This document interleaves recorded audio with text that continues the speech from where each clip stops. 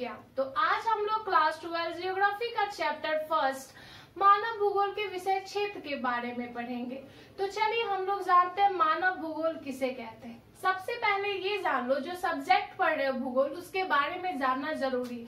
भूगोल, भूगोल यानी कि जियोग्राफी। जियोग्राफी जो वर्ड है वो ग्रीक वर्ड है, geo which means earth and graphos which means description. So you can easily say that geography is basically description of earth. यानी कि भूगोल जो है पृथ्वी का वर्णन करना, व्याख्या करना, पृथ्वी के बारे में बताना, उसको भूगोल कहा जाता है। भूगोल शब्द यानी कि पार्टिकुलर शब्द की बात करें भूगोल की, तो उसके जो जनक थे यानी कि फादर ऑफ जियोग्राफी जो थे वो इरास्टोनीज थे। और जब पूरा फादर ऑफ इस भूगोल वर्ड का हो गया, पार्टिकुलर वर्ड का, लेकिन फादर ऑफ जियोग्राफी जो थे वो हिकेटियस थे। जैसे हिस्ट्री के फादर हेरोडोटस है, वैसे ही भूगोल के फादर जो थे वो हिकेटियस थे। और पार्टिकुलर वर्ड भूगोल जियोग्राफी के जो पार्टिकुलर वर्ड है भूगोल उसके इरास्टोनीज थे। ठीक है, अब हम लोग समझेंगे भूगोल के दो शाखाओं में बांटा गया है। एक है भौतिक भूगोल, एक है मानव भूगोल।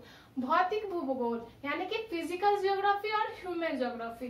फिजिकल जियोग्राफी आप लोग क्लास 11th में पढ़े होंगे, जिसमें माउंटेन लैंड यानी कि पहाड़, चट्टान, ये सब जितनी भी प्राकृतिक रूप से जो भी चीज हमको नेचुरल के द्वारा मिला गया है वो सब फिजिकल जियोग्राफी में आ जाता है। मानव भूगोल में अभी हम लोग को पढ़ना है कि मानव भूगोल किसे कहते हैं। मानव भूगोल जो होता है प्रकृति और मानव के बीच के अध्ययन में जो हम लोग पढ़ाई करते हैं उसे मानव भूगोल करते हैं। यानी कि inter relationship between man and earth is called human geography. ठीक है, तो उसके बाद हम लोग को जानना है ये मानव भूगोल जो थे उसके जनक कौन थे, यानी कि फादर ऑफ ह्यूमन जियोग्राफी उसके जनक कौन थे। तो उसके जनक थे फ्रेडरिक लेब्निज़ जो जर्मनी के निवासी थे। ठीक है, आप देखो बहुत सारे मतलब वैज्ञानिक जो होते हैं उनकी अपनी अपनी विचारधाराएं होती है। तो सबकी अपनी अपनी विचारधाराएं को हम लोग भौगोलिक विचारधाराएं में ले लेते हैं। ठीक है, तो भौगोलिक विचारधाराएं में सब वैज्ञानिक की अपनी अपनी अलग अलग मतलब राय होती है, तो उसको इसके अंतर में लिया जाता है भौगोलिक विचारधाराएं में। और भौगोलिक विचारधाराएं 3 प्रकार की होती है,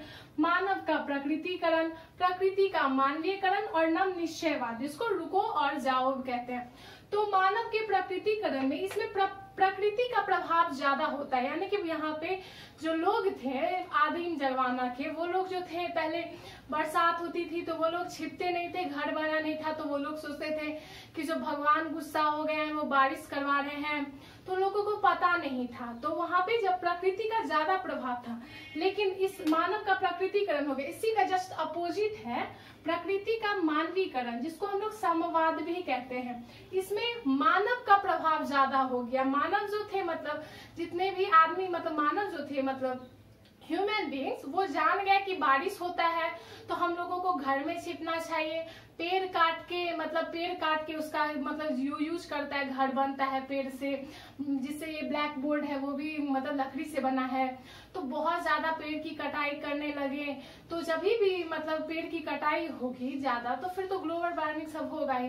तो इसमें ये देखा गया मानव का प्रकृतिकरण में कि प्रकृति का प्रभाव ज्यादा था और प्रकृति का मानवीकरण जस्ट अपोजिट, मानव का प्रभाव ज्यादा था। और नव निश्चयवाद या रुको और जाओ, ये दोनों के बीच में एक ये बना नव निश्चयवाद, जिसके फादर जनक वो जो थे ग्रिफिन टेलर थे। इसमें क्या हुआ कि नव निश्चयवाद में कहा गया कि जो मतलब आप जो है मतलब प्रकृति के साथ जैसा आप अच्छा बिहेव करोगे तो प्रकृति भी फलस्वरूप आपको वैसा ही देगा, और आप उसके साथ खराब करोगे तो वो भी आपको अपना प्रकोप दिखाएगा। अगर आप ज्यादा पेड़ काटोगे तो पेड़ एक तरह से फिर समाप्त हो जाएगी, तो हम लोगों को पर्याप्त मात्रा में ऑक्सीजन नहीं मिलेगी, सॉइल इरोजन होगा, ग्लोबल वार्मिंग होगा, भूमंडलीय तापमान बढ़ेगा, ओजोन डिप्लेशन होगा, ये सब होगा। तो इसमें क्या हुआ नव निश्चयवाद में कि आप उतना ही प्रकृति पे मतलब अब बदलाव लाओ जितना प्रकृति सह सके। अगर आप ज्यादा उस पे करोगे, बदलाव लाओगे, तो फिर प्रकृति भी अपना कहर दिखाएगा। जैसे कि हम लोग दिल्ली में देख लेंगे कि बहुत पॉल्यूशन हो गया, तो क्यों इतना व्हीकल्स चलता है वहां पे, तो पॉल्यूशन तो होगा, पॉल्यूशन होगा तो ओजोन डिप्लेशन भी होगा। तो इसीलिए कहा गया कि इतना ही आप कीजिए पर्याप्त मात्रा में प्रकृति के साथ मतलब कीजिए, उसको मतलब उतना ही हानि पहुंचाइए जितना हो सके। अगर आप ज्यादा उस पर कीजिएगा प्रहार तो प्रकृति भी फलस्वरूप अपना परिणाम दिखाएगा। ठीक है, अब हम लोगों को जाना भूगोल के क्षेत्र। ठीक है, तो भूगोल के क्षेत्र कभी कभी क्वेश्चन आ जाते हैं कि भूगोल के कोई 2 क्षेत्र के नाम लिखिए, तो इसीलिए आप लोगों को याद, भूगोल के 5 क्षेत्र हैं। कितने? 5। सामाजिक भूगोल, नगरीय भूगोल, राजनीतिक भूगोल, आर्थिक भूगोल, जनसंख्या भूगोल और आवास भूगोल।